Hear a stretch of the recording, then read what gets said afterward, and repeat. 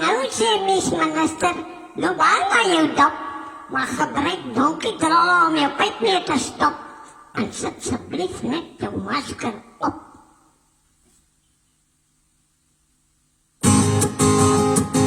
Ek sal lekker ou Jan